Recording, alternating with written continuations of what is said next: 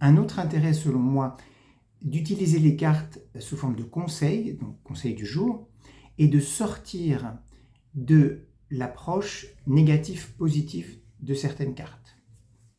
C'est très courant chez beaucoup de gens, et en particulier pour le Béline.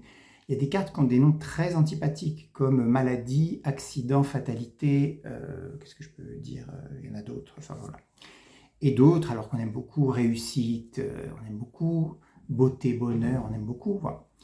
Mais pour sortir du côté Soleil, c'est bien, Vénus, c'est bien, Jupiter, c'est bien, en revanche, la Lune, Mars et Saturne, c'est pas terrible.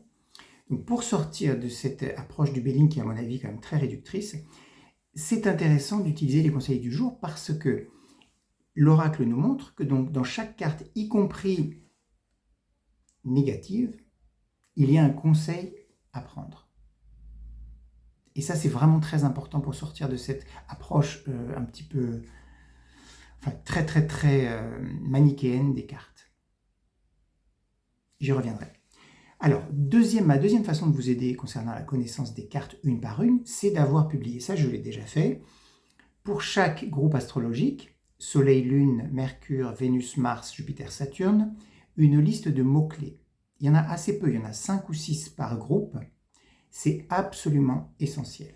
J'insiste là-dessus, évidemment c'est pas très glamour, mais c'est très intéressant de passer par là. Comme je l'ai déjà dit, en faisant un tirage et en ne se concentrant que sur les blasons avec les symboles astrologiques, on a déjà une bonne indication d'un tirage et on évite beaucoup de contresens.